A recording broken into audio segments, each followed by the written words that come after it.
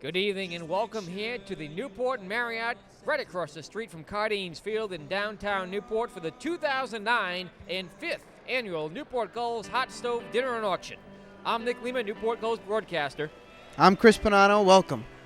Tonight we have a very special evening full of events for you as Steve Hyder of the Pawtucket Red Sox, Master of Ceremonies for this evening, gets set to take the stage right behind us, where tonight the Newport Gulls will celebrate everything that their organization means to the city of Newport, Newport County, and the state of Rhode Island. Many special guests await us here tonight, and an auction full of great memorabilia and items is awaiting as well, Chris. Yes, it is. We got 59 silent auction items here, and we got 5 live auction items, including an Aurora sailboat cruise for 70 people. So that's number one on the docket. The silent auction includes a whole bunch of items, anything from Paw Sox tickets to Boston Red Sox All-Star David Ortiz bat. So there's a lot of stuff on the docket tonight, right down there behind us, and we're looking forward to a fun night tonight, that's for sure. Just 5 months ago until opening day for the Newport Gulls baseball team, and that's coming up in June. But right now, we're set for hot stove action just to get that talk going. It's the start of the 2009 baseball season right here at the Newport Marriott tonight. Again, I'm Nick Leva alongside Chris Bonanno here on the Newport Gulls Broadcast Network. We're happy to be with you, and we're providing coverage throughout the evening. Please stay tuned as the Newport Gulls Hot Stove Dinner and Auction next here on the NECBL Newport Gulls Broadcast Network. And welcome back here at the 2009 Newport Gulls Hot Stove Dinner and Auction. Again, Nick Lema alongside Chris Bonanno. And Chris, the Newport Gulls, a baseball team that's been at Cardines Field going for 9 years now. Been in the state of Rhode Island for 11. Used to be the Rhode Island Gulls. They play their games at Cranston Stadium, your hometown. Of course, yeah, Cranston Stadium. Babe Ruth actually played at Cranston Stadium back in the day. So a lot of history for this team, even though now they're at Cardines Field, which is, again, one of the older ballparks in the state. And really, it's a team with a lot of tradition, even though it's a team that's only been around for a little bit more than a decade. I know they're like the I hate to say it, but I'm a Yankees fan. They're like the Yankees of the league, where they're always in the hunt for the championship, and that really brings a lot of excitement to the city of Newport and all the fans here in Newport and all the fans that support the Gulls. Now, the league that Newport Gulls play in, the NECBL New England Collegiate Baseball League, has 12 teams, and all 6 New England states. Has been around since the early 1990s, and it's a really competitive league. These players are really the top-ranked college players in the country.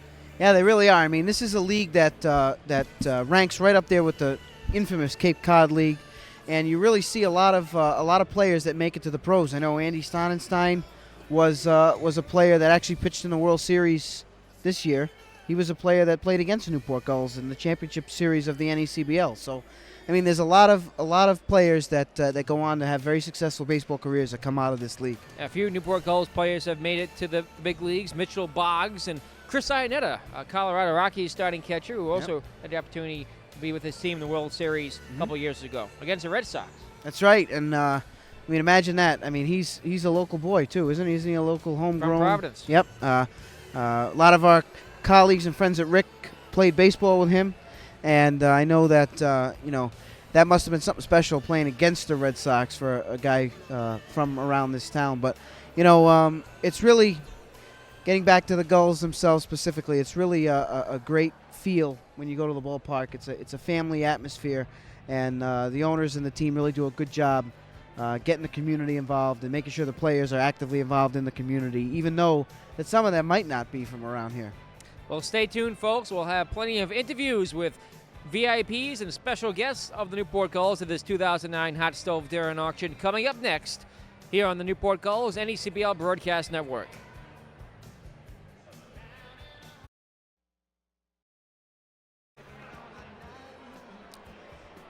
Hello and welcome back to the Newport Gulls Hot Stove Dinner and Auction. Nick Lehman and Chris Bonanno now joined by our first interviewee of this evening, Scott Virgilak, the Newport Gulls pitching coach. Coach, welcome back.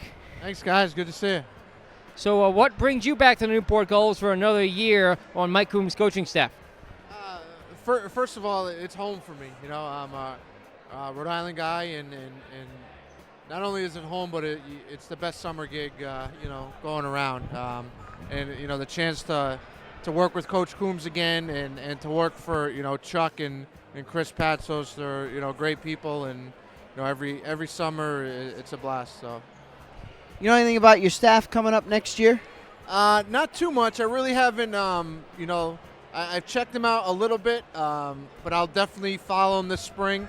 See how they do. I know we have a few returning guys: Steven Peterson, Chad Arnold, Jeff Brown. So I'll know those guys. But the newer guys, I really haven't, looked and seen what they've done so far. But it's really this spring that matters the most, to see what roles they're in, see how they do. But I'll definitely be following them this spring. Mike Melillo, another player that's slated to come back as well. Stephen Peterson will be entering his third season with the Newport Gulls. This will be your fourth, though. He's been there almost as long as you have. He's made some great contributions. Steven's here tonight. I don't know if you guys have talked to him yet, but we were just joking around. He, he transferred to University of Rhode Island, so he has to sit out this year. So he's been here 3 years. He could actually come back for a fourth year, which I don't know if that's ever been done in any CBL history. Someone playing, let alone 4 years in the league, but 4 years, for one team. So we'll see what happens. Do you see his role changing at all from what it was last year? I know last year he said he split some time from the bullpen in the starting rotation, as a lefty. Do you see his role changing, remaining the same, being more consistent? How do you see him fitting into the team this year? Yeah, Steve, he definitely, it's funny, we were just talking to him about it with Coach Coombs. He really came into his own at the end of last year. He had a big start against Pittsfield. He was, felt a little more comfortable last year. It was his second go around.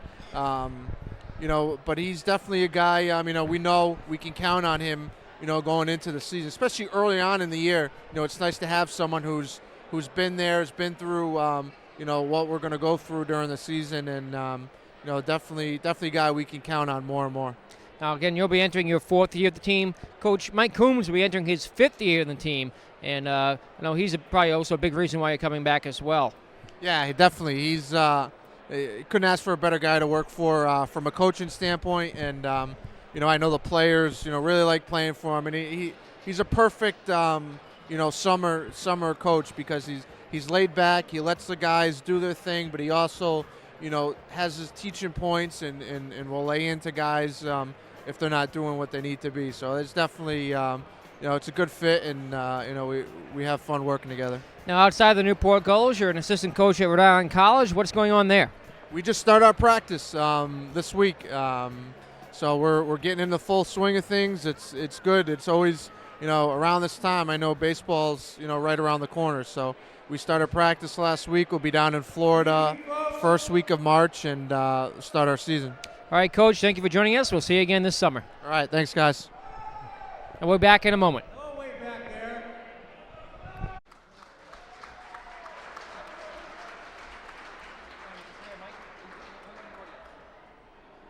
I say this every year, but it is really truly amazing, the turnout that we get at this event.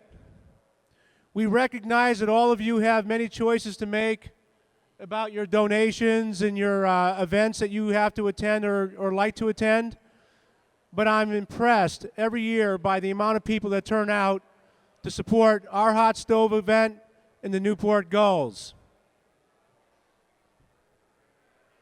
About less than a week ago, we had a meeting for this event, and we asked about how many people we had sign up to this date. It was 62. We recognize it's tough economic times, but we felt, okay, let's see what happens. And normally the last week and a half, it's the sprint to the finish line. Let's see what happens. I am absolutely amazed. We probably have at least 250 people in this room, if I'm guessing. That's very impressive from last week, and I want to thank you all so very much for your loyalty and for coming out to support us this evening. Thank you.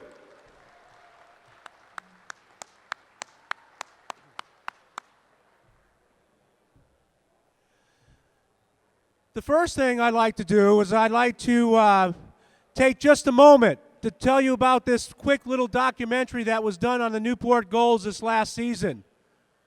In 2008, Cox Communications followed our team around from day one and filmed approximately 150 hours of film to be aired on Cox Communication on March 6th on Cable Channel 3, so you all can watch that. What they did is they tried to combine it into 1 hour. It's going to be an hour documentary, and we are going to premiere that event on Thursday, March 5th at the Jane Pickens Theater. So if you'd like to attend that premiere and get a look at that documentary before it's aired on the 6th, please stop by, perhaps up here to see Nick Lima's crew, and sign up and we'll send you an invitation. It's an invitation-only event. We're excited about that, but we're going to give you a little clip of that so you can get an idea of what this event or this documentary is about. Let's see if we can get that going, please.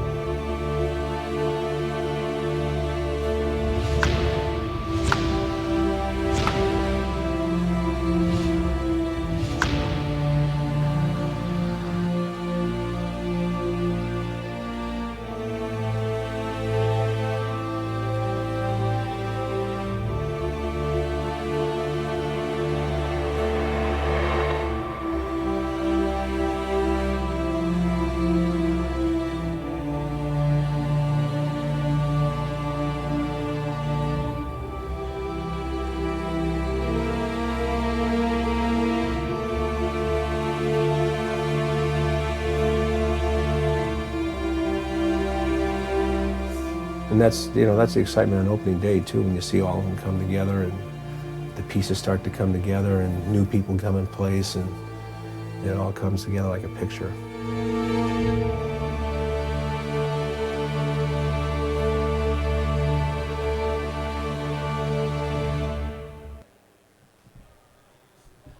That is an absolute tease, folks. That documentary is very impressive, very well done. We are honored that Cox selected us to do this documentary to expose the Gulls for all that we are. You would have a great time watching this video, so if you have interest in attending, please do not hesitate to ask. We would be delighted to send you an invitation. It is very special.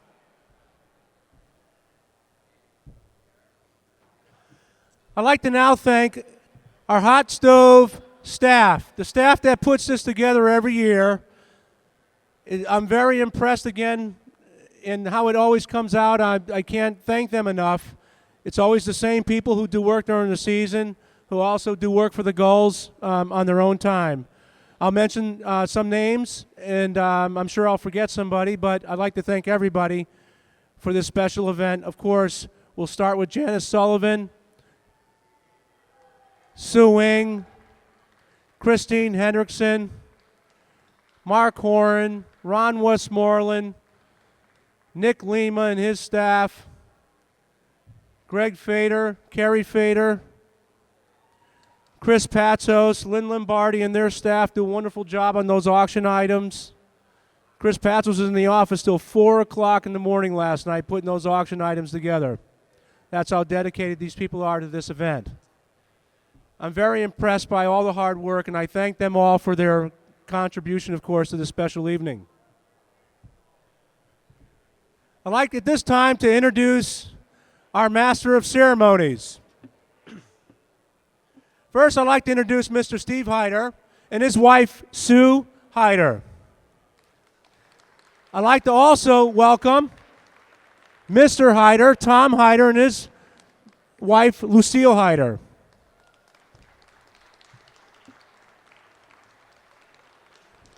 I was joking with Steve a little earlier. About 3 years ago, he came with his date, Sue, to one of our first events. The following year, they were engaged. Last year, they were getting married. Now I think they're on their lasted honeymoon. Thank you very much. Congratulations. Our Master of Ceremonies. He graduated from Rogers High School. He's a native Newporter. He's in his 6th season as the voice of the Pawtucket Red Sox. He had his nationwide owned station and radio show, The Steve Hyder Show.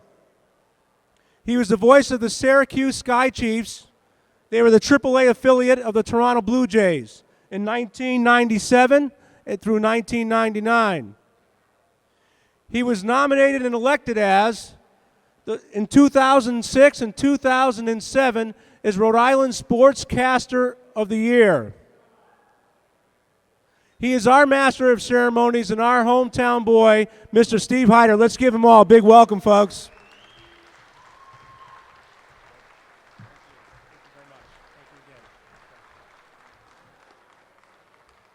Well, let's see.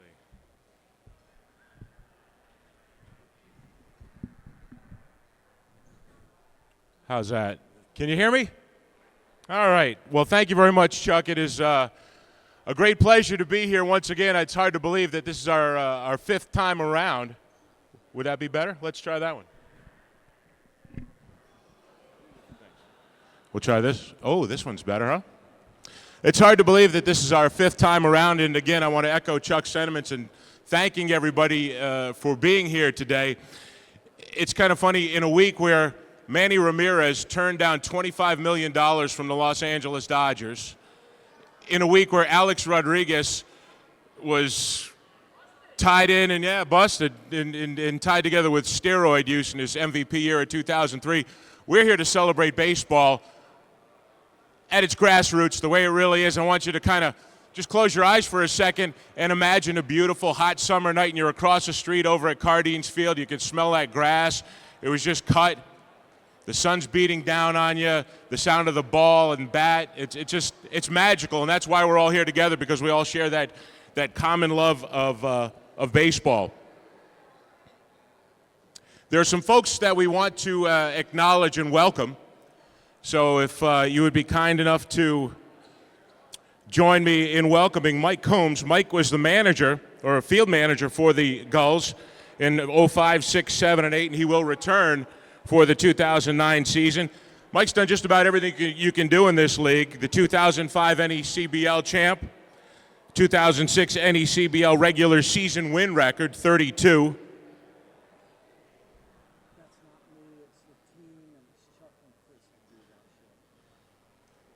Mike doesn't want the credit for it, but let's hear it from Mike Combs.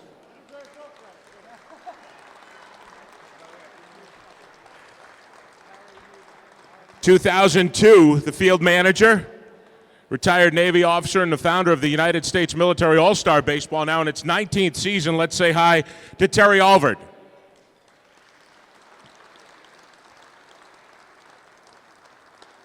Pitching coach and third base coach for the Gulls, starting back in 2006 all the way through this 09 season. He's also the assistant coach at Rhode Island College, Scott Virgilak.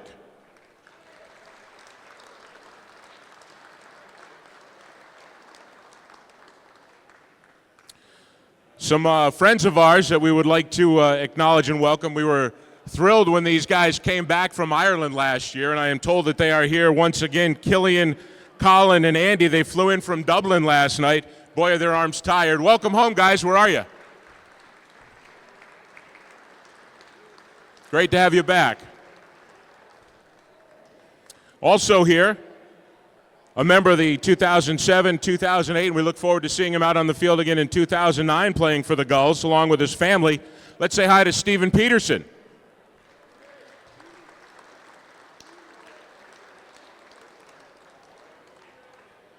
We've also got some of the officials from the New England Collegiate Baseball League.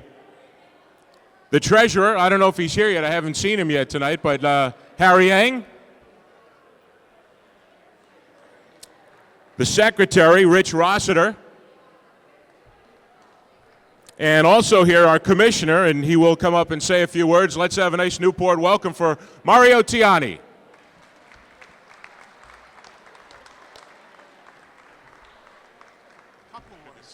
Good to see you. Hello, everybody. How are you?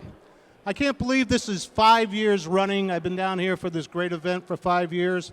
I told Chuck I'm just going to say hello. You folks here in Newport are the greatest fans. You've got a tremendous organization. Come out and see Gull baseball this summer. It's great baseball. Have a good time. Thank you, Mario, for the job that you do as commissioner of this league.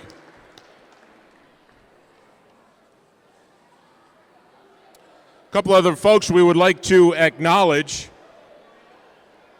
Two of the most important folks, biggest fans of the Gulls, and a great reason, part of their success. Let's say hi to Noreen Drexel and Donald Christ.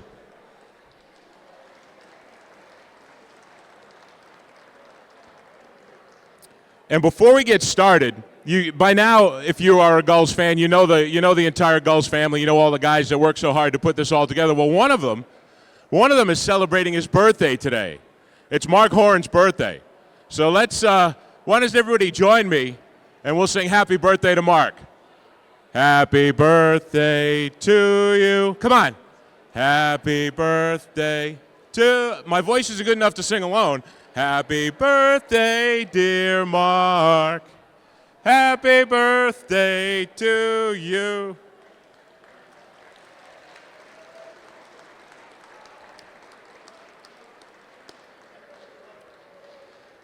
Now, I would love to stand up here and tell you about what a great baseball player I was as a kid, but unfortunately, there are too many people here who remember seeing me play baseball as a kid, and I probably rank as one of the worst.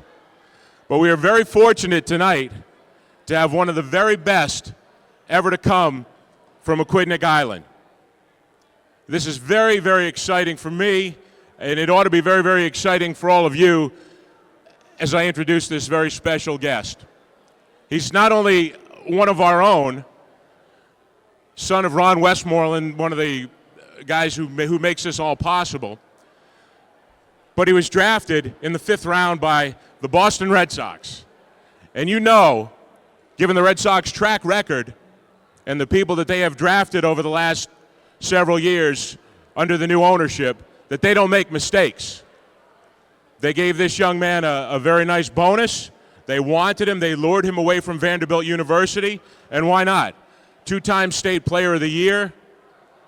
In 15 at-bats, in limited playing time, in 15 at-bats in the Dominican Republic, he got 10 hits.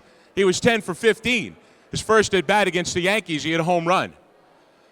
He is projected as a guy who can fill a role similar to that of Jacoby Ellsbury. Speed, power, and just a great young guy. He's rated the 5th best prospect in the Red Sox organization. Let's have a huge welcome for Ryan Westmoreland.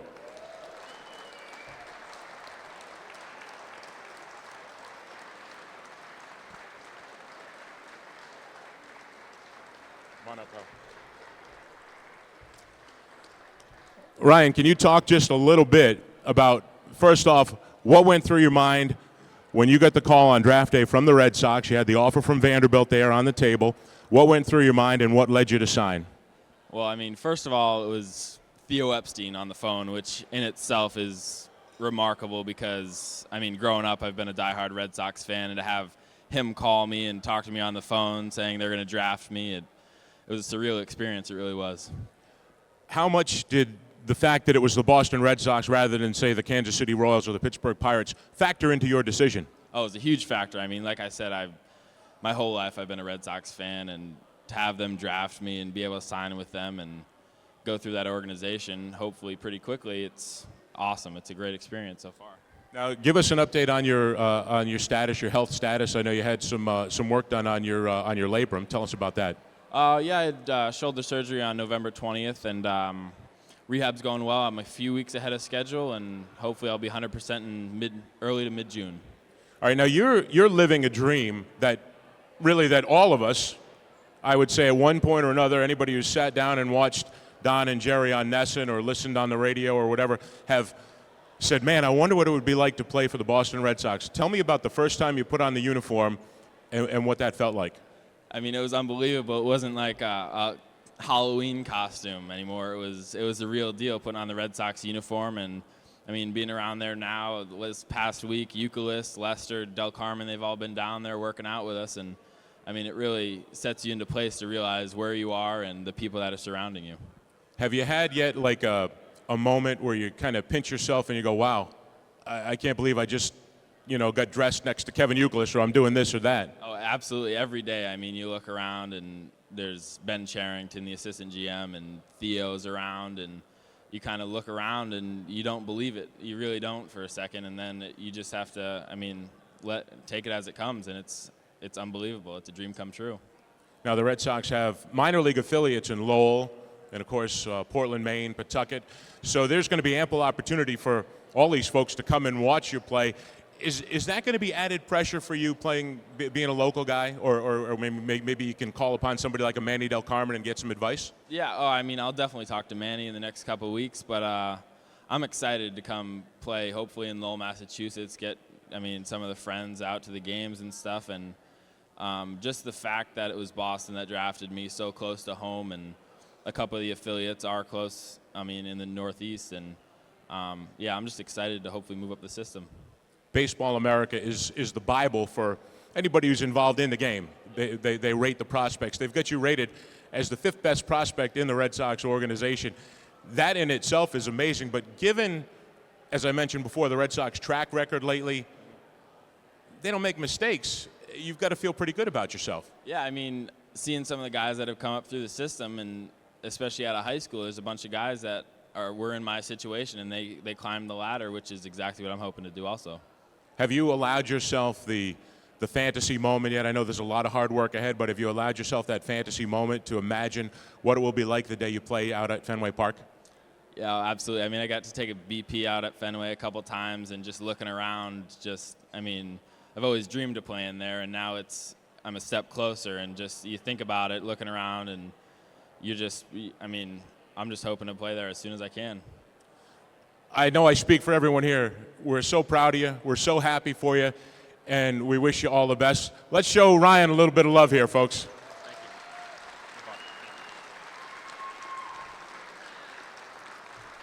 From my own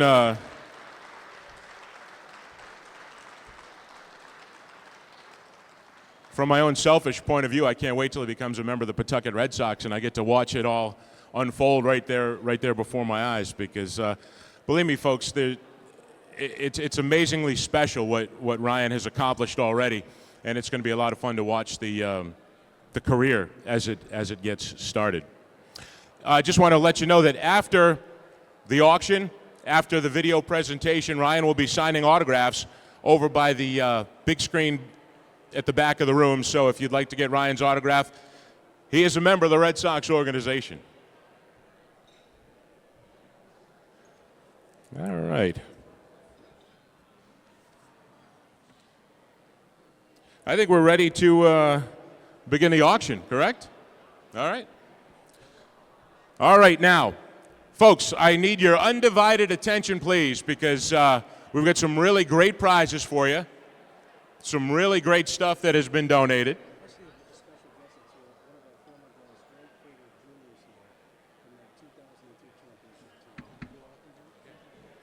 It's been brought to my attention that another former Gull is in the house tonight from the 2002 team. Let's say hi to Greg Fader Jr. Greg, where are you?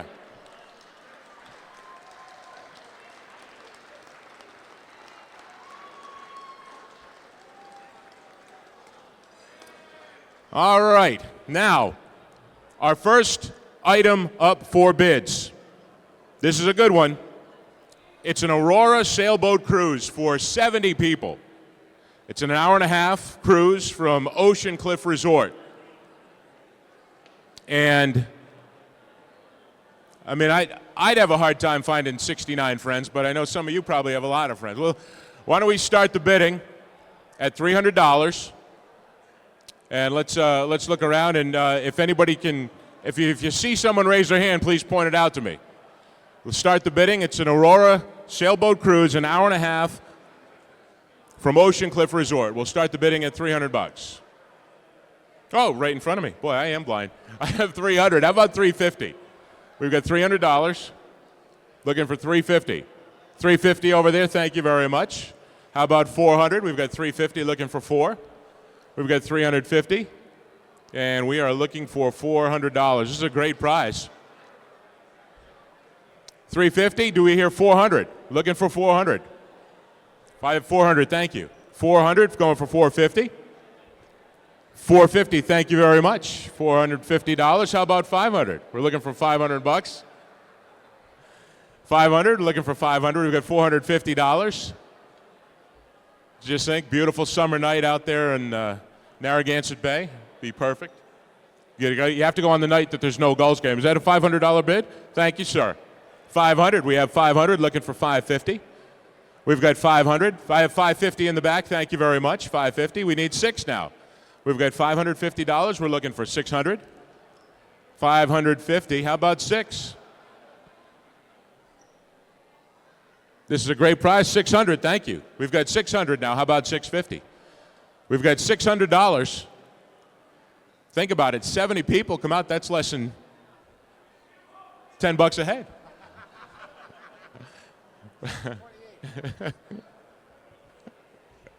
We got 600. Looking for 650. Is that a hand raised in the back, or is that guy just dancing back there? We've got 600. Looking for 650. All right, 600. 600 going once. 600 going twice. Sold. Thank you very much. Great bargain for you, sir. Thank you, Chuck.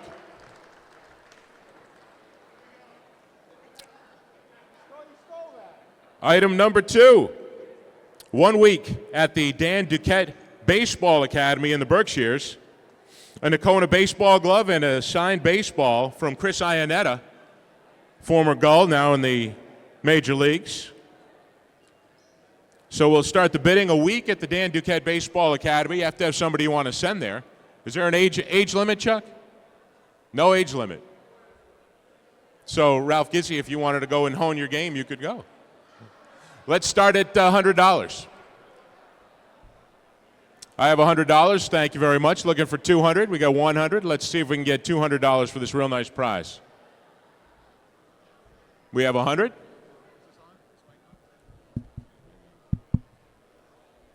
Boo. Is it on? Yeah. You're on.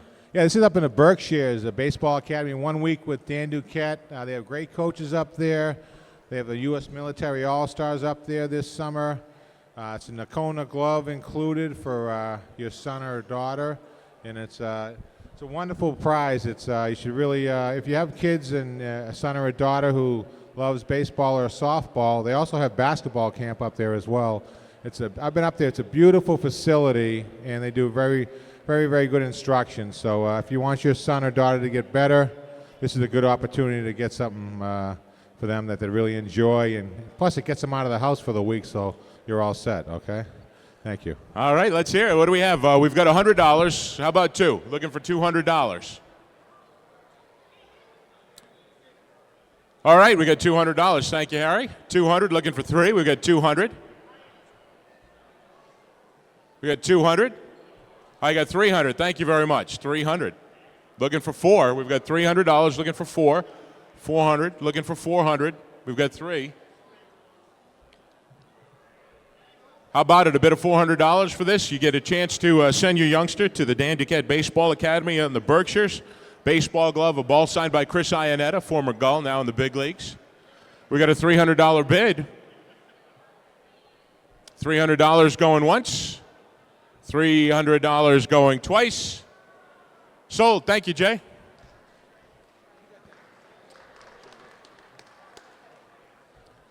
All right, now I got a feeling folks might like this one.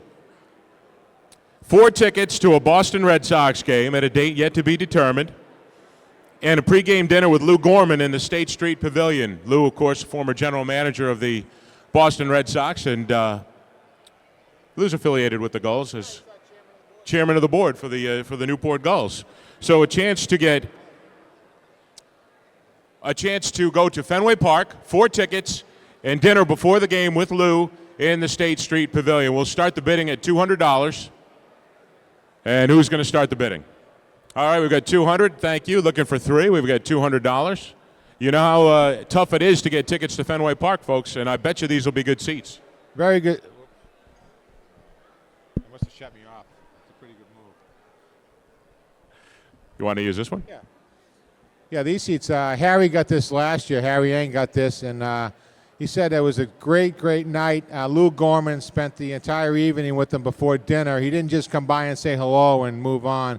He actually sat there and told a bunch of stories for about an hour before dinner, and he was very, very fun to be around. He has so much knowledge of the game of baseball that it's just. I've sat with the guy a couple of times. He's really, really engaging, and he's so insightful into the game that it's a privilege to hear the knowledge that he has about the game of baseball. Plus, you get to see the Red Sox, and you can't get tickets, so it's a really, really fun night out. All right, now we've got 200. Let's hear it. We have looking for 3. We got 300. Thank you. 300 looking for 4. We've got $300. You get 4 seats to Fenway Park. Dinner before the game with Lou Gorman. We got 300 looking for 4. 400. Thank you, Harry. 400 looking for $500 now. We got $400. We have 500. Where are we? Thank you. We got $500 in the back. Thank you very much. Looking for 6 now. 6. We've got 600. Thank you. 600 looking for 7. We've got $600 looking for 700. 600 looking for 7. We've got 600.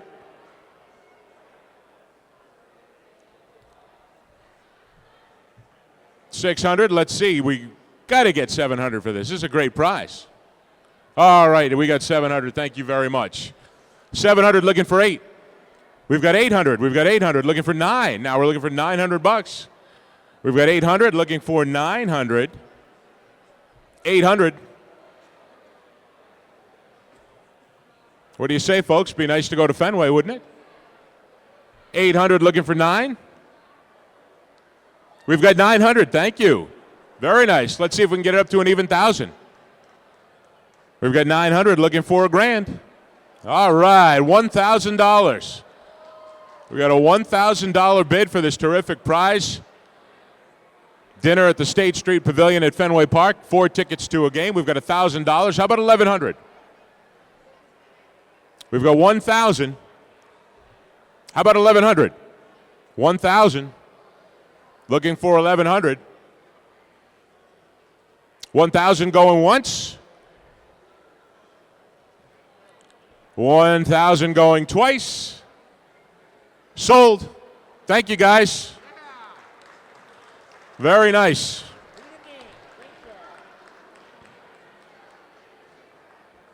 Item number 4.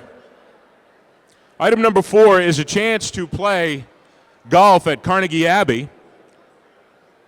You and 2 of your friends can play with Mark Horan, and it includes golf, cocktails, and lunch in the clubhouse afterwards. Now, you can't get out on Carnegie Abbey unless you are a member or you play there with a member, so this is a really great opportunity to go out there and play golf at really one of the most beautiful courses you're going to ever see.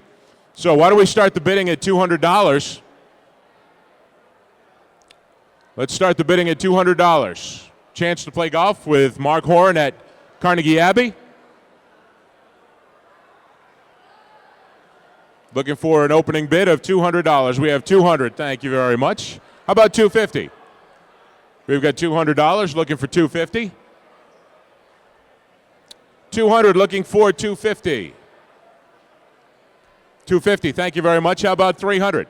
Let's see if we can get it to 300. It's a great deal. Great deal. 250. Looking for $300. As I said, it includes drinks and lunch. Thank you. $300 over there in the back. We've got 300 looking for 350. Lunch, drinks, and Golf with Mark out at Carnegie Abbey. Looking for 350. We've got 300 looking for 350. 350, thank you. Thank you, Jack. 350, let's see if we can get it to 4. 350, how about 400? We've got 350, and we are looking for $400 for this great golf outing at Carnegie Abbey. 400, thank you.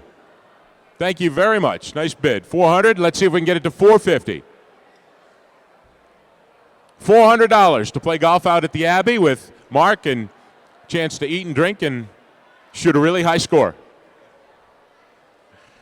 We've got 400.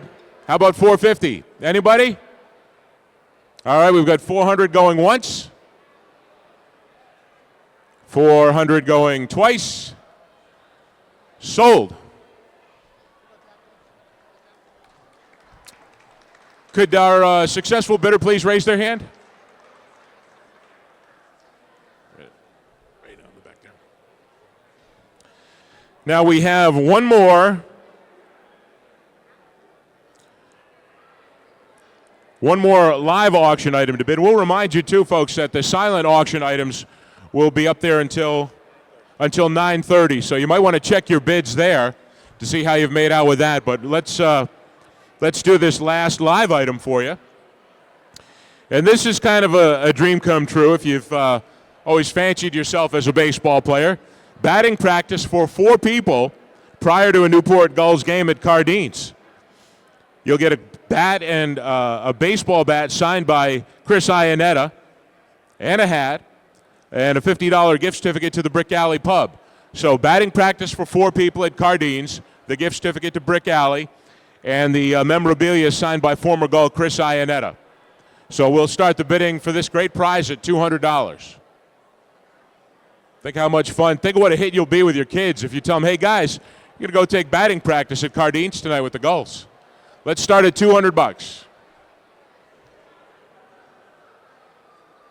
Looking for an opening bid of $200, folks.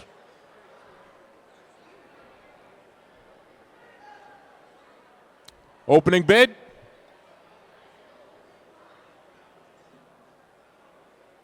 All right, we have the opening bid of $200. Thank you very much. Looking for $250. We've got $200. Got $200 looking for $250.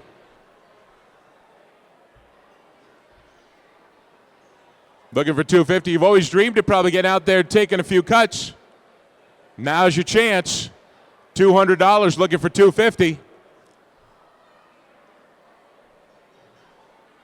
How about it, folks? Anyone interested? We've got $200. $200 going once. $200 going twice. Sold. Thank you. Thank you very much. Folks, once again, let me remind you that the silent auction items will be available to you for another 40 minutes. So you might want to go check your bids. I'll remind you also that opening day is on June 5th, so it's not too far away. We want to thank everybody for showing up. Don't forget, Ryan Westmoreland will be signing autographs back there. And as we wrap up the live auction portion of tonight's program, we'll direct your attention to the large video screens for a look back at the 2008 season.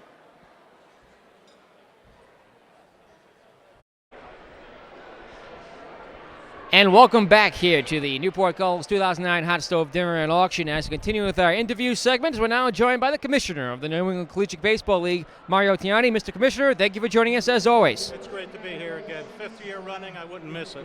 Now, Mr. Commissioner, we've had a lot of changes here in the offseason in the NCBL, even more so than last year when we spoke at the same event, as a couple of teams have swapped places. It's always interesting. It's always very busy in the off season. Most people don't realize, from our standpoint, and even the teams, it's the busiest part of the season. Once the season starts at the beginning of June, that's fun. But we get all the work done right now. We have had some change. The Torrington Twisters are no longer the Torrington Twisters. They're now called the New Bedford Bay Sox. We also have a new president of the league, a name that a lot of people should be familiar with. My predecessor, Kevin McIlvain, has come back to the New England Collegiate Baseball League as our president. Kevin's going to be responsible for hopefully going out and getting a lot of sponsorships and things of that nature. And we're excited and happy to have Kevin back in the NECBL family.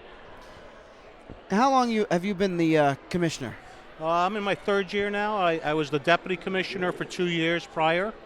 I was a general manager in the NECBL for 10 years. So unfortunately, as the gray hair will tell you, I'm the old-timer of the league right now. So give us an idea of how much the league has changed since you've become the commissioner. Oh, gosh, snip it into do what we has have happened. about 2 hours to do this? When we first started, it was a Connecticut league, 5 teams in Connecticut. Obviously, 12 teams in 6 New England states, so it's truly a New England league at this point. Just to give you an example, in the recruiting, I remember when I was a general manager in year 1, we broke up the state of Connecticut into 5 different geographic areas, and that's where we recruited our players from. It was basically all New England. And it stayed that way for the first 3 years, and then when we decided we wanted to go with attempting to get sanctioned by the NCAA and Major League Baseball, they told us, hey guys, you want to go on to that show, you got to open up your recruiting. And that's when we changed the rules as far as the recruiting end of it, and that's when our league really started to take off. Now, going back to some of those changes that the league has seen in the offseason with the new team in New Bedford and, of course, the Pittsfield Dukes changing names as well. Can you give us a little more background on the Pittsfield Dukes name change, and also what can we expect from the Torrington move to New Bedford? I think what you could expect is to say good baseball up in New Bedford. I think they're committed to putting a team that's going to be very competitive. Pittsfield, you're going to see a lot of the same. Pittsfield had a great season last year. Got into the playoffs for the first time ever. I would expect Pittsfield to be right up there battling again. We also have a realignment this year. We did some switching around, and we went from a north-south to an east-west type of divisional. So we have some changes pertaining to teams that used to be in the same division moving around a little bit, but it's going to be exciting baseball. You mentioned good baseball, exciting baseball. What are the odds that one of the players, a given player from the NECBL, is going to make it to a major league franchise, whether it be on the minor league level or major league level? Oh, I think, just look at our history. I mean, we average anywhere from 95 to 110 kids drafted on a yearly basis in the Major League Baseball draft. We have a lot of players playing Major League Baseball right now. I know from my years with the Danbury Westerners, we've got 3 or 4, maybe even 5 still up in the big leagues. So we're a baby, only 15 years old, but we've made our mark in collegiate baseball very quickly. You mentioned the realignment of the NECBL as far as divisions are concerned, as teams like the Newport Gulls will be playing some franchises more often than they have in the past with this East-West alignment. Sanford, Lowell now moving into the Eastern Division along with Newport and New Bedford in Manchester as well, whereas Danbury and North Adams and Pittsfield will be joining Keene, Vermont, and Holyoke in the Western Division. What went into the factors of determining that new line? Well, geographic location and travel. I mean, that comes into play tremendously. We're trying to reconfigure the dynamics of the league so we could try to cut down on some traveling, make it a little bit easier. I mean, we're a mirror image of minor league baseball. We have all aspects of minor league baseball. You get on a bus, you travel 4.5 hours, you play 9 innings, you get back on that bus, another 4.5 hours to get home, then you get up in the morning and do the same thing all over again. So we're trying to cut that back a little bit especially from an expense standpoint. With the way the money problems of the country right now. So we're trying to do our part and to help that also. We're going to see some new rivalries develop out of that, and a lot of the old ones will still be there. A lot of times I tell people, I'm doing some work for the New England Collegiate Baseball League. People always ask, so is that the Cape Cod League? What is the main difference between the NECBL and the Cape Cod League, and how does it affect the ball players? Well, once again, you're asking a guy that's been around for a long time. In my view, in my eyes, I don't see any difference any longer. We both have two quality leagues. The Cape Cod League is a great league. The NECBL is a great league. They wish us well, we wish them well, and then we go beat on each other's trying to recruit players. So I think, you've got two outstanding leagues. They happen to be located in New England, and that says a lot for this area. Mario Tiani, the commissioner of the New England Collegiate Baseball League, thank you very much for joining us, and we look forward to seeing you again this summer. I'll be down in Newport. You can bet on it. And we'll be back in a moment with more interviews next, right here with our special coverage of the Newport Gulls 2009 Hotstove Dinner and Auction here on the NECBL Newport Gulls Broadcast Network. Chris Bonanno alongside Nick Limo. We're here with Richard Rossiter, the secretary of the NECBL. Welcome, Mr. Rossiter, to our set here. Thank you. It's my pleasure. Glad to have you with us today. Break us down for the audience what your job entails as secretary of the NECBL. Well, I go to the meetings every month, the board of directors meetings, and I take the minutes as any secretary would do. But another thing that I do that's very important is I've sort of become the league historian. I've been there from the beginning, and I have archives. I keep everything. Each year, teams give me programs, yearbooks, schedules, photographs, and I keep that in my home as part of the archive for the league. As a matter of fact, one of these days I'm going to have to build an addition to my house. I have so much stuff now. Each year we've seen this league grow and expand and change, and we saw a lot of changes this year. We just spoke to the commissioner a few moments ago about some of those changes. Did you take any role as the secretary of the league and an executive officer of the league and seeing those changes coming about and making sure there's going to be a smooth transition for those new teams or new relocated No, teams? not as much as I used to. I'm the secretary. I've always been the secretary since 1994, but years ago I was also the vice president and the deputy commissioner.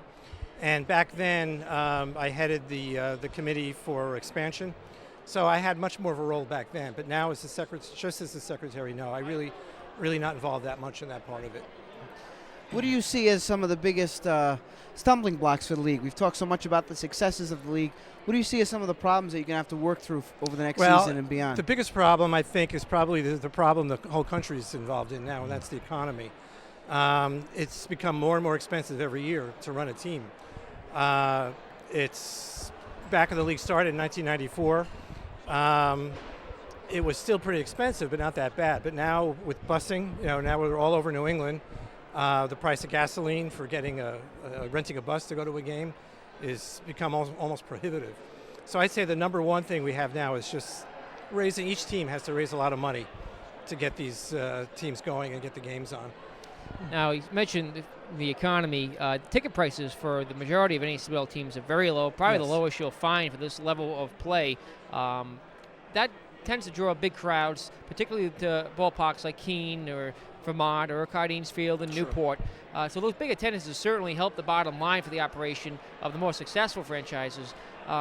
What do the smaller franchises in this league have to do to continue to survive? Well, that's a very good question. It's really tough for them. They do pretty much what the other teams do, but sometimes it's just the demographics of the city, the town that they're in. There's maybe not that much interest in the team, and you have a core group of fans, and it's very difficult to get that to raise up the amount of people that are interested in the team.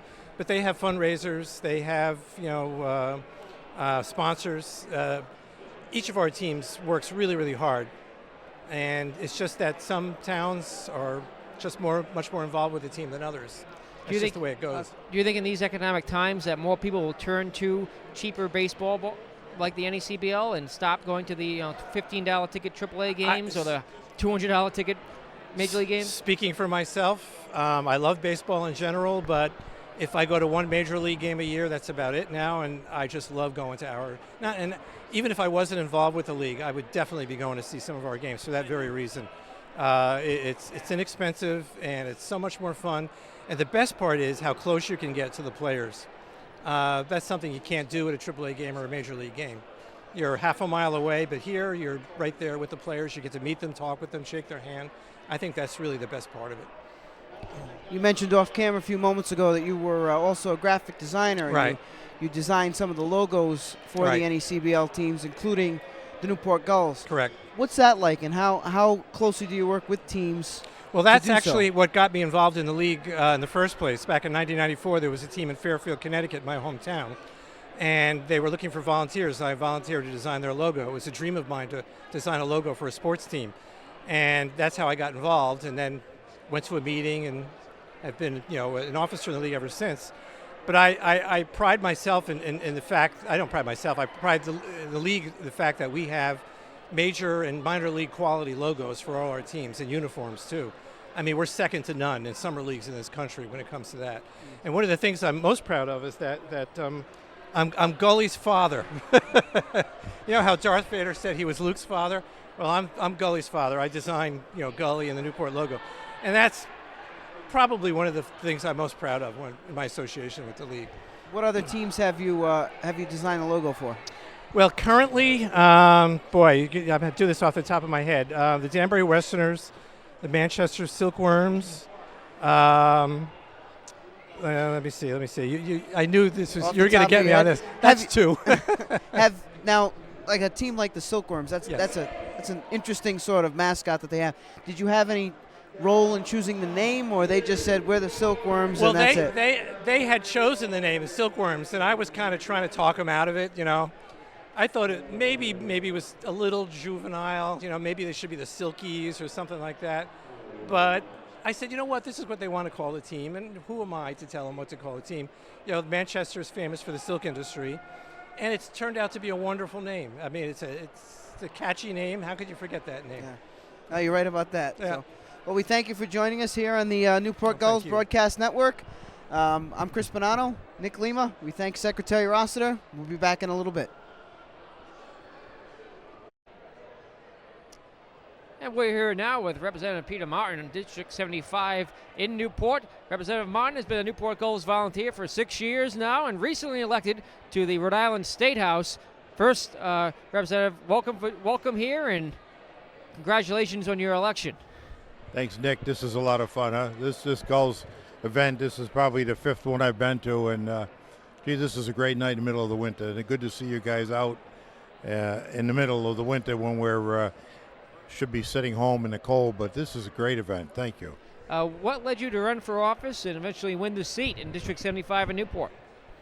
Well, I'm retired, and I was sitting at home, and a lot of things going on in the world that I don't particularly like, and I thought it'd be a lot better to run for office and maybe be in a position to do something about it than to be sitting home or sitting in the coffee shops every day and complaining. So I've run, and as you know, you're up there to see me in action. It was a lot of fun to introduce you to the House of Representatives. Representative, thanks for joining us. My question involves the Gulls and their community outreach that they do. I mean, how big of a part of the community that you represent are the Newport Gulls? Well, as you know, the Gulls came here about 7 years ago and started out in the building next door. We had a meeting, organizational meeting, and I wanted to get involved, so I joined, and it's been a real pleasure to be involved with the Gulls and to watch them permeate the community with all the volunteer work that they do. I realize they're a lot more than the baseball games. Kids come, they get to live with the families, and they get to go out and teach young people about baseball, and they're a fine example of some great young men coming to this community, and it's been good. So overall, you would say that they're an asset to the community, and that folks in your district really enjoy coming out to watch some baseball and having them in it. It's the greatest family event, as you know. We fill that stadium with Newport people, and it's the greatest family event I know of that goes on here in the summertime. Now, Representative, as a Newport Gulls volunteer, what sort of roles have you filled with that organization over the last 6 years? Well, I've occasionally manned one of the gates or help keep the kids off the top of the wall, and just kind of like look out for things and help out. That's all. I don't have a big role, but I'm there and I'm enjoying the game. Now, the season average attendance for the Newport Gulls is the highest in the NECBL and one of the highest in the entire nation.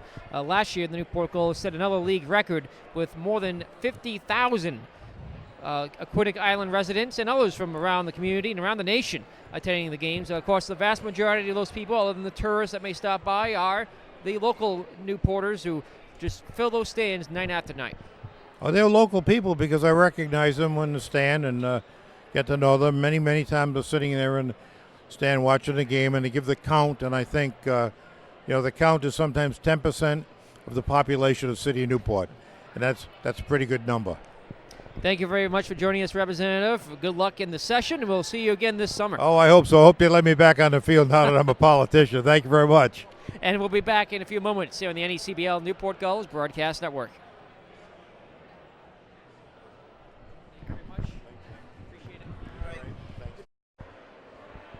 Welcome back to the 5th annual Newport Gulls Hotstove Dinner 2009. Joined now by manager Mike Coombs, who's going to be returning for his 4th season? 5th season. Wow. So what is that like coming back 5 years in a row to Newport? Awesome. The people here have just embraced me. Walked in tonight, and it's just like family. Outstanding. The people here just love their baseball. Quality people in town that love to give to the game. And that's what I love about coming back here, because I know they're genuine about everything they do and how much they want Gull baseball to be a part of Newport. And each and every year I've come back, it's gotten stronger. And the people have just opened their arms and hugged me and loved me, and it's great. It's truly a family.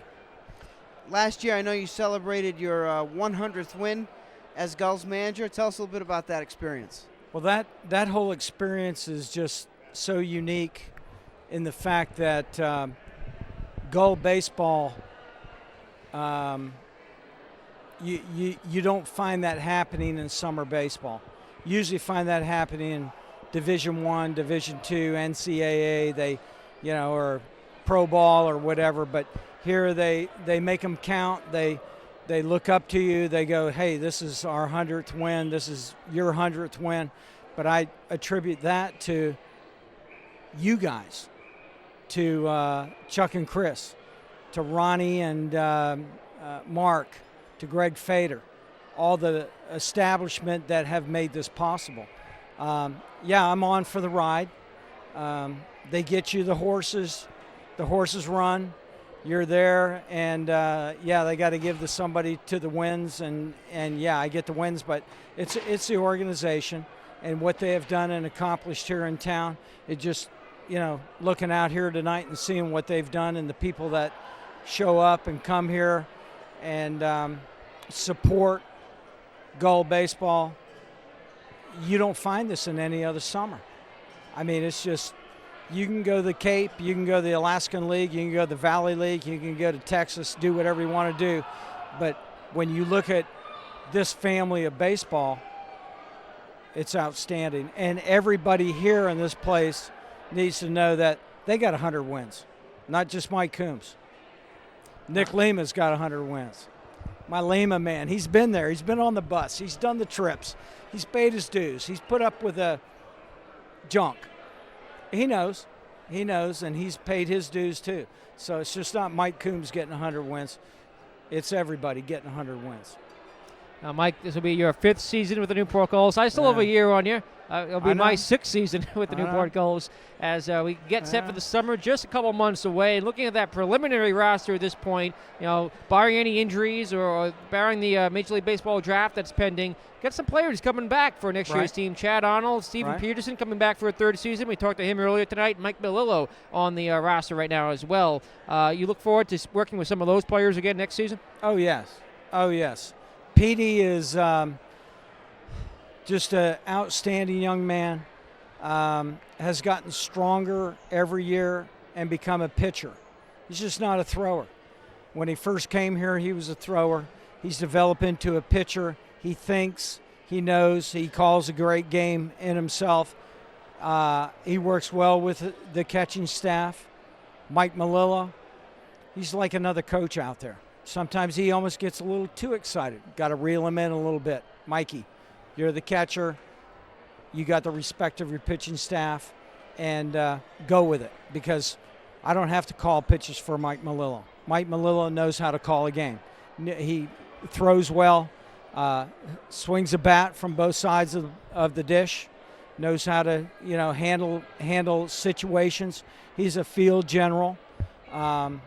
He has a respect of his colleagues, and you can't ask for that in anybody. But Mike comes in and performs. The stage is Melillo, and Mikey is there every day. And this coach, this is what I need to do. When I walk out to the mound to talk to the pitcher, Mike's in my ear. Skip, I think he's done. Skip, I think he's still good to go. And he's right on.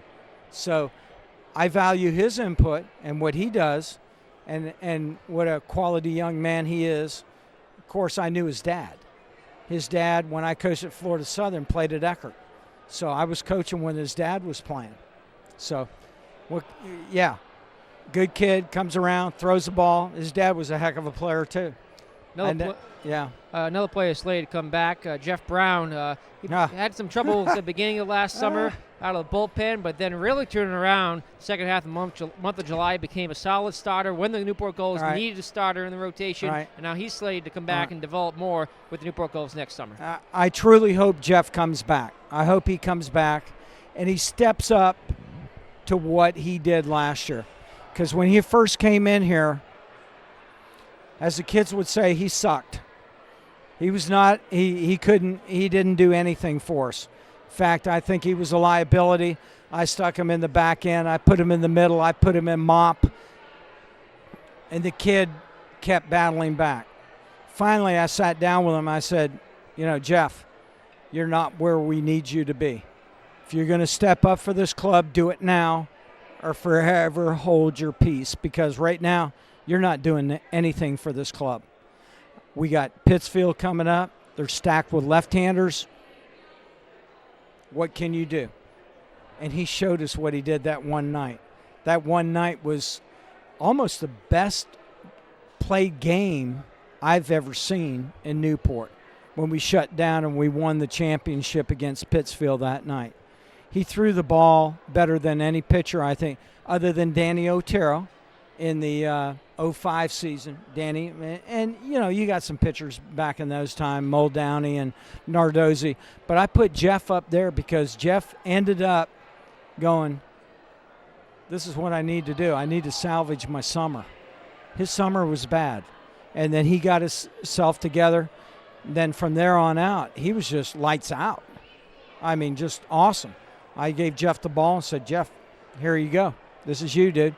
And I wish we could have gotten to Jeff again against Sanford, because I think he would have nailed it for us, but didn't happen. But Jeff coming back, that'll be a plus. Now, Coach, like we mentioned a couple times, this is your 5th year now. Tell us the difference between, having the consistency at the top of a team, with Scott Virgilak, your assistant coach. How much easier is it to develop a winning team when you've been here for a while, as opposed to coming in off the street? You've been coaching a while, you've got the experience no matter what, but what's the difference in staying in one location for an extended period of time? It's never easy. Every year. I mean, you can read Joe Torre's book. It's never easy any year. Joe Torre's one of my favorite managers ever, and Torre will tell you it's never easy any year. When you come in, you never know what you're going to get. We had Big Poppy come back to us this past year, and he didn't produce like we wanted him to do that. I figured, okay, he's coming back. Ryan Wiegand's going to be the stud. We're going to be okay. The middle of our order, he didn't produce like he did. You never know. You never know what you're going to get. It's kind of like that movie where Forrest Gump goes, life's like a box of cherries. You never know what you're going to get. And you never know. Bottom line is, when you get a whole new crew in, you look and see what you got. I got 2 great guys in Chris Patsos and Chuck Pava that stock the team with pretty good talent. So you look, you see what they can do, what they can't do. Verge and I move them to where we think they're going to be successful. pitchers. That could be a starter. That could be the middle. That could be the back end of the bullpen, closer, whatever. You look at your position players, and then you go from there. You get some great ideas. You look at kids.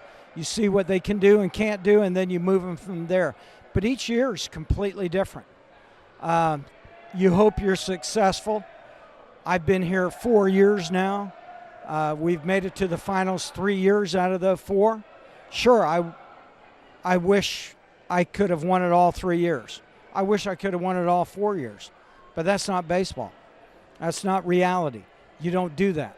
To come back and win it back-to-back, Vermont did that. My hat's off. They had outstanding talent, outstanding coaching, and they did it. But to be where we are each and every year with the Gulls, that's a hat off to Chuck and Chris Patsos.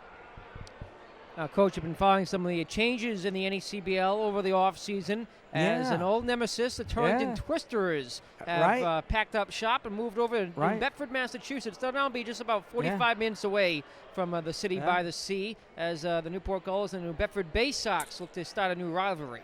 That'll be outstanding. Greg Hunt and their crew over there, love those guys. We won't be seeing the Torrington T. We'll be seeing New Bedford Bay Sox. Is that the name?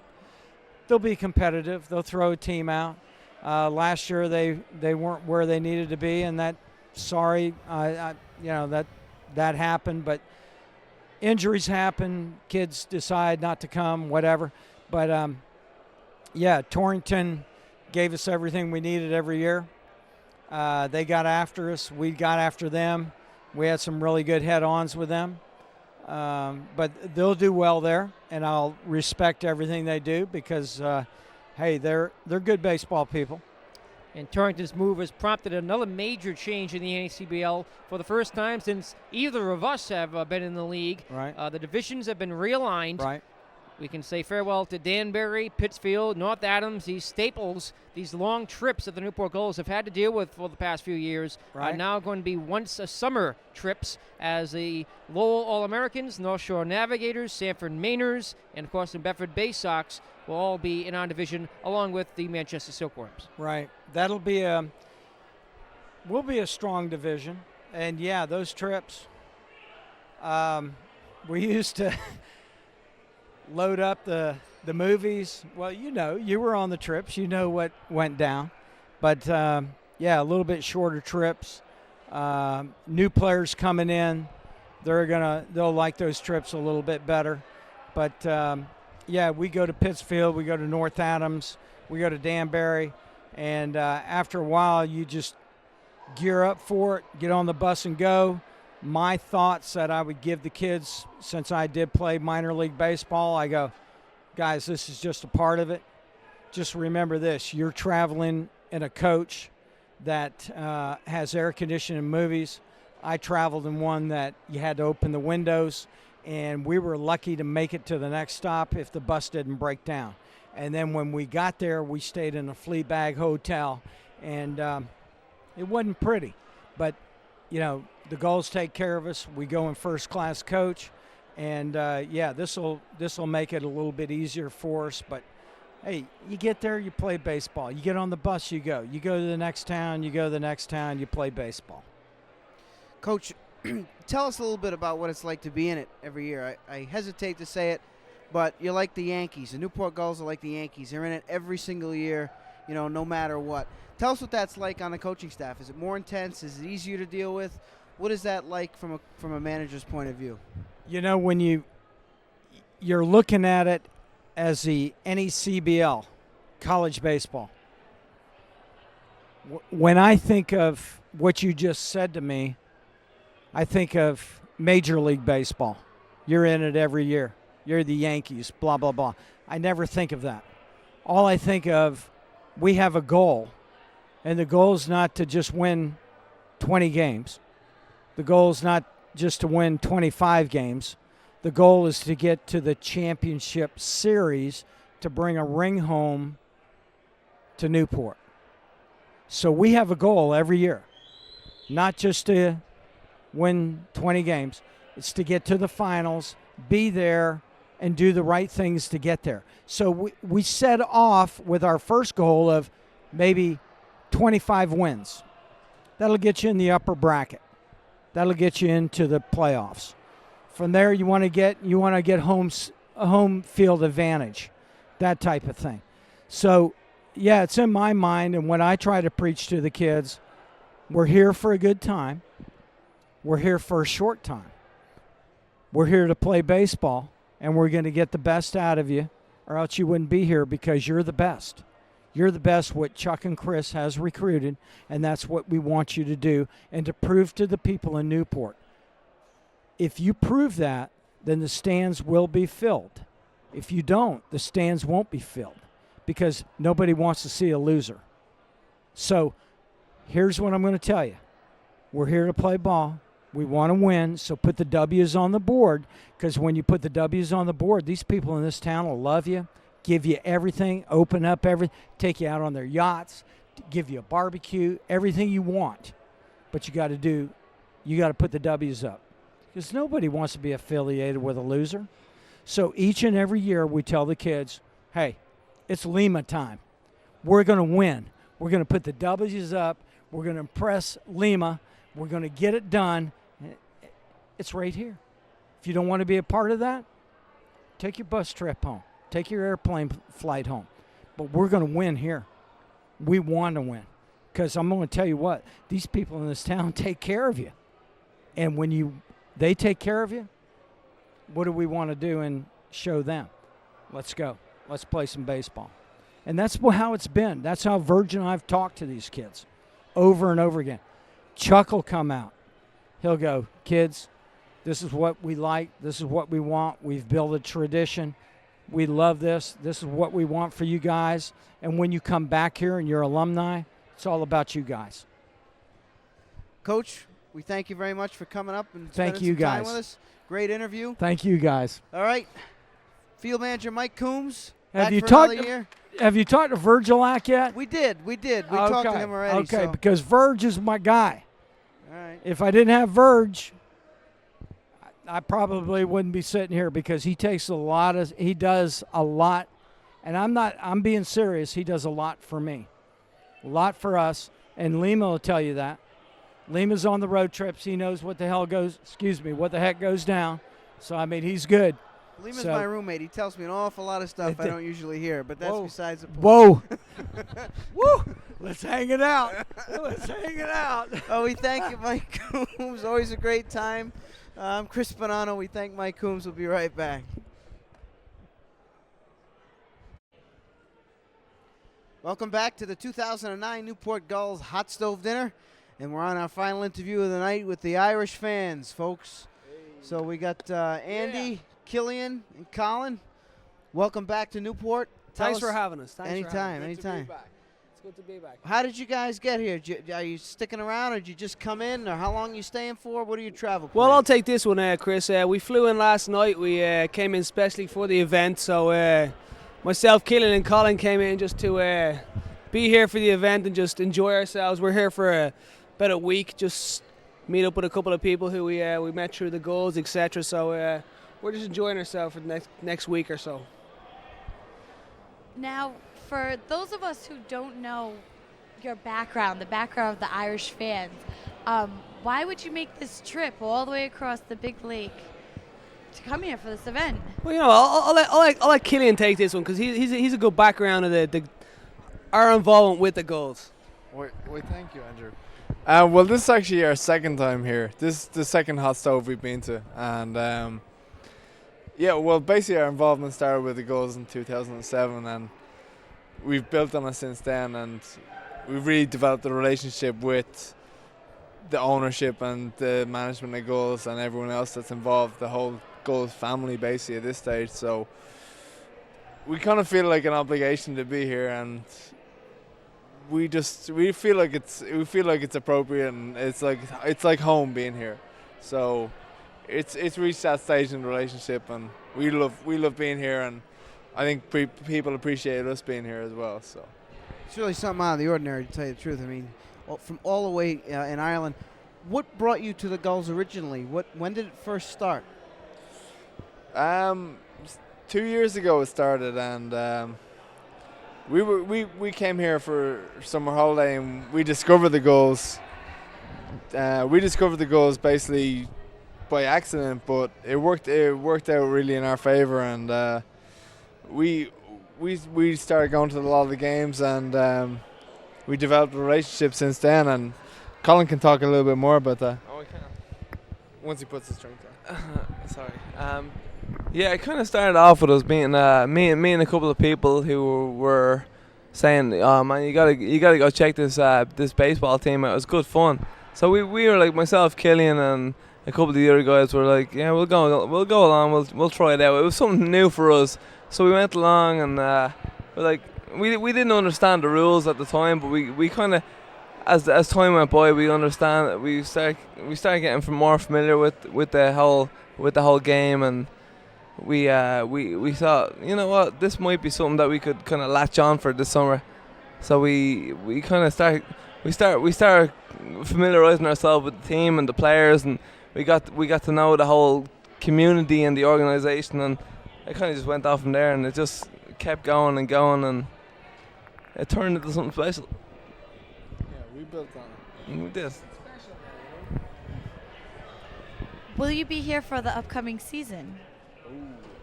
That is an interesting question. Good question.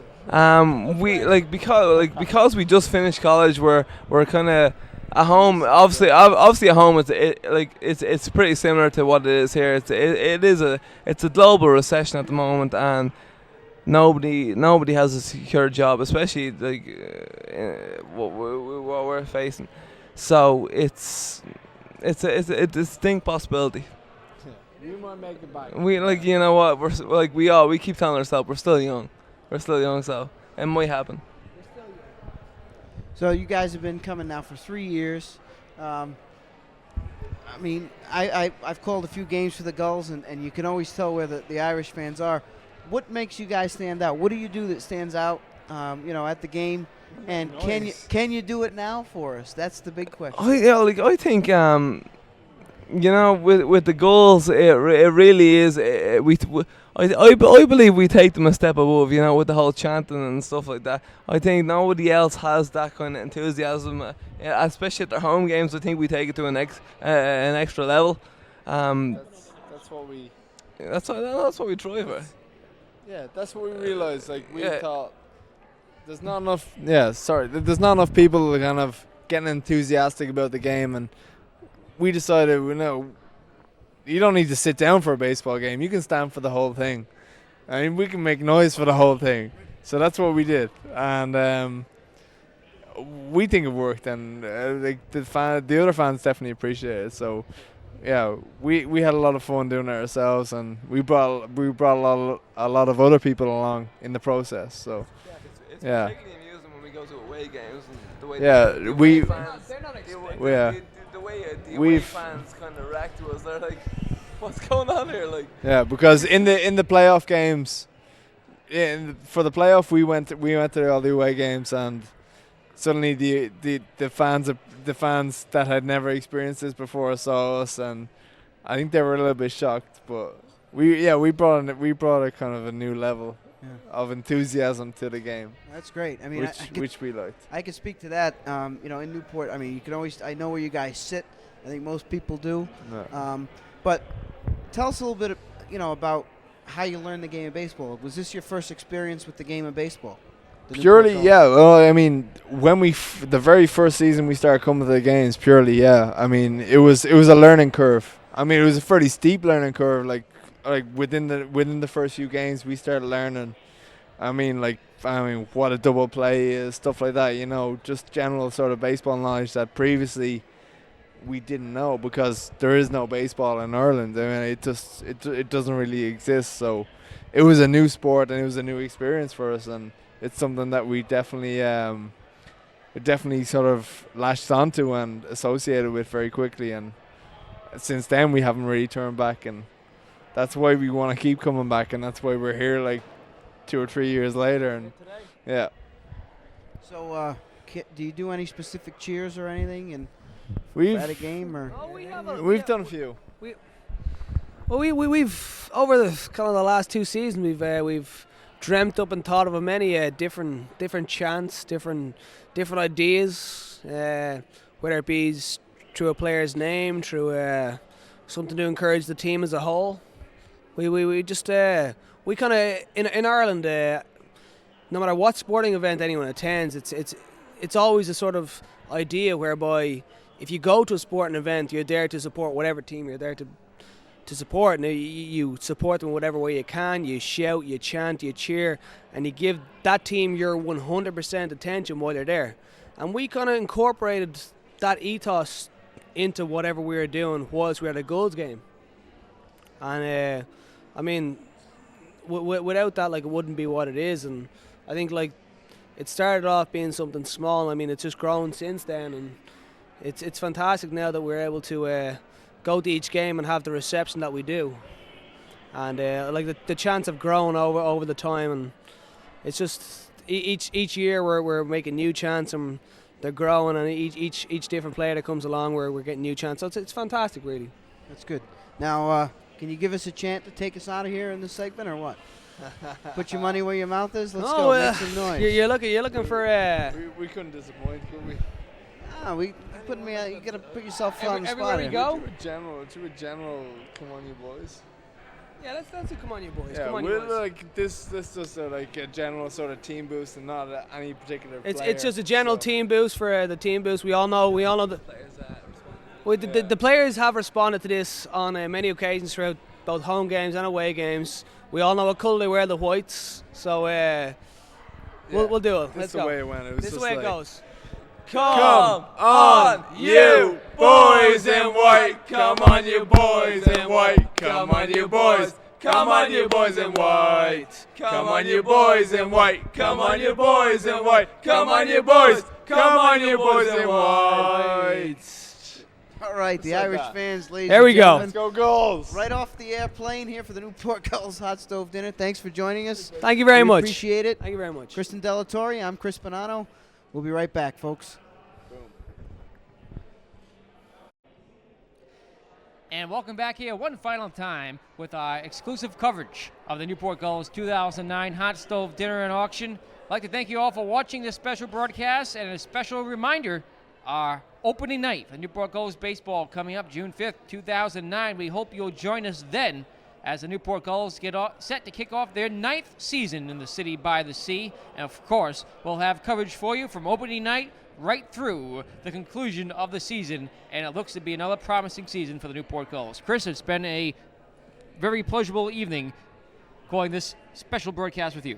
I'll tell you, it's quite an event here. The city of Newport is quite engaged with the Newport Gulls. We had some great interviews, especially the Irish fans, man. They come all the way over here from Ireland just to be with the Newport Gulls. That shows what kind of commitment that folks have to this baseball team and what it means for the people that it manages to touch. So really great experience tonight. We're glad that you could join us, and proud to be here, and I thank you for having me. And we'd like to thank Newport Gulls manager Mike Coombs, pitching coach Scott Virgilak, general manager Chuck Baver, former player Stephen Peterson, Representative Peter Martin of the Gulls volunteer staff, NECBL Commissioner Mario Tiani, and Secretary Rich Roster, as well as the Irish fans for joining us for this great evening here in the Hot Stove Dinner. Don't forget Gully. Of course, Gully, who joined us as well. Let's pause for a moment and thank those who made this broadcast possible. Newport Gulls Baseball is a co-production of the Tiverton Tigers TV crew out of Tiverton High School. The executive producer of Newport Gulls Baseball is Tom Lima. Our director, Eric Kelly. Our on-site engineer, Dylan Beatty. Our audio technician was Matt Tobin. Also like to thank our field reporter, Kerry Delatorre. For Chris Bonanno, I'm Nick Lima. We'll see you again on opening night in June 2009 for the Hot Stove Dinner and Auction, the 5th annual Hot Stove Dinner and Auction here in downtown Newport, across the street from Cardines Field, where the Gulls call home. I'm Nick Lima. We'll see you this summer. So long, everybody.